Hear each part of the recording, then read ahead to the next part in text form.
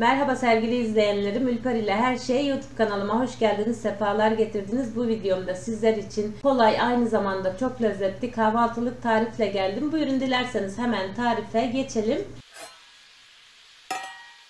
Kaşar peyniri, yumurta, kuru soğan, domates, biber, patlıcan, Barış Manço'nun şarkısı gibi oldu. Malzeme listesinin tam ölçüsünü açıklamalar bölümüne yazmış olacağım. Oradan da bakıp faydalanabilirsiniz sevgili arkadaşlarım. Şöyle tarifimize patlıcanı soymakla başlayalım.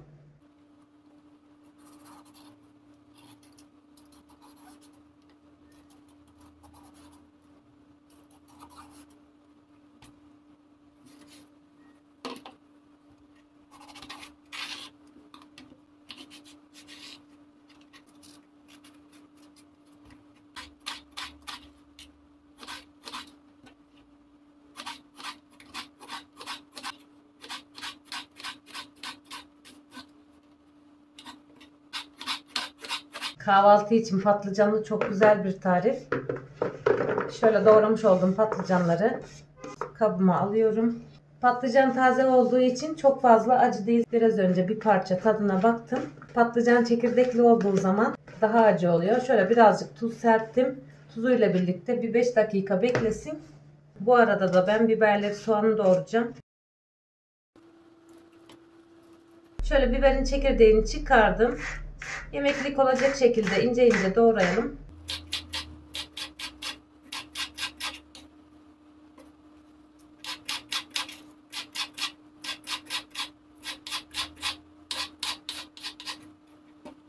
Evet, kırmızı biberi de aynı şekilde çekirdeğini çıkartıp yemeklik doğrayacağım.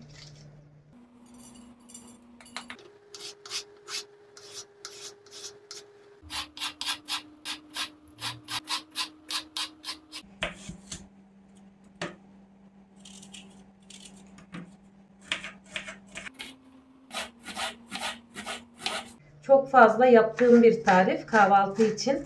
Çay demleyene kadar hemen hazır oluyor. Domateslerin kabuklarını soyuyorum. Benim domateslerim küçük olduğu için 4 tane kullandım. Büyükse 1-2 tane yeterli.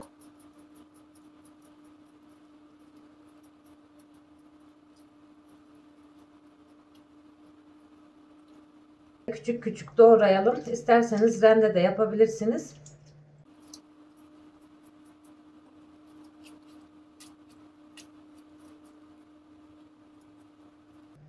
Ön hazırlığımız tamam. Şimdi pişirmeye geçebiliriz. Evet, patlıcanlar yumuşadı. Kendi acı öz suyunu bıraktı sevgili arkadaşlarım. Bakın bu şekilde acı suyu. Hem fazla tuzundan hem de acı suyundan arındırmak için üzerine temiz suyu ilave ettim ve şöyle sıkıp kabıma alıyorum arkadaşlar.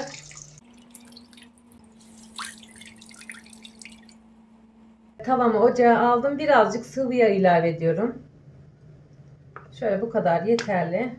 Hafiften yağ ısındıktan sonra yeşil biberi, kırmızı biberi ve soğanı ilave ediyorum.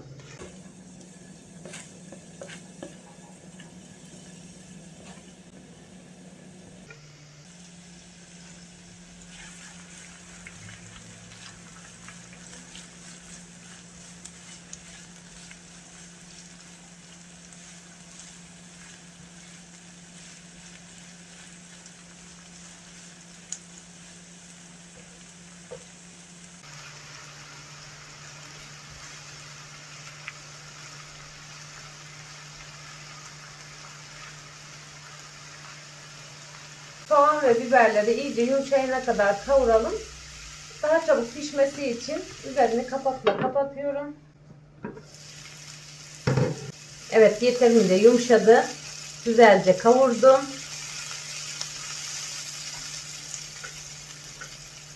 Şimdi patlıcanları ilave edip biraz da patlıcanlarla birlikte kavuracağım.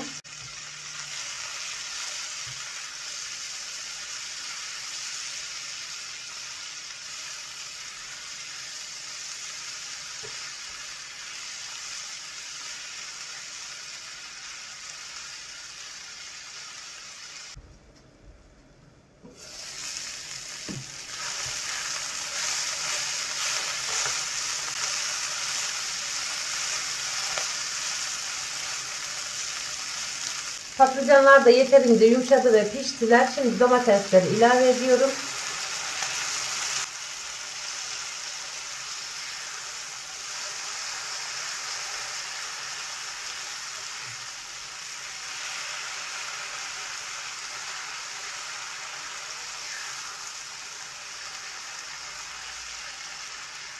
Şöyle damak tadınıza göre birazcık tuz, birazcık pul biber ve çok azıcık karabiber.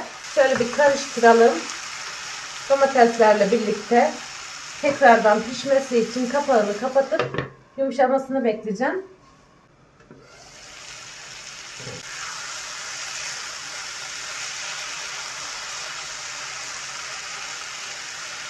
Şöyle yumurtanın üzerine çok azıcık tuz ilave ediyorum.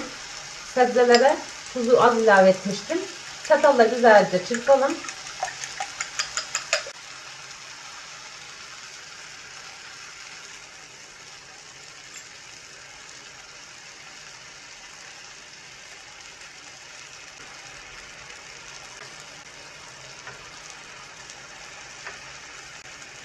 Bu aşamada ocağın altını iyice kısıyorum. Tekrar kapağını kapattım ve pişmeye bırakıyorum. Hem çok pratik hem de çok lezzetli sevgili arkadaşlarım. Mutlaka sizlerin de bu şekilde denemesini tavsiye ediyorum. Tarifimi beğendiyseniz beğenmeyi, yorum yapmayı, kanalıma hala abone değilseniz abone olmanızı önemli rica ediyorum. Abonelikler tamamen ücretsizdir. Tabi abone olduktan sonra bildirim ziline basıp tümü konumuna getirmeyi unutmazsanız böyle güzel ve pratik tariflerden anında haberiniz olur. Belirttiğim gibi ocağın altı tamamen kısık. Sebzeleri karıştırmadan üzerine kaşar peyniri ilave ediyorum. Dilerseniz rende de yapabilirsiniz.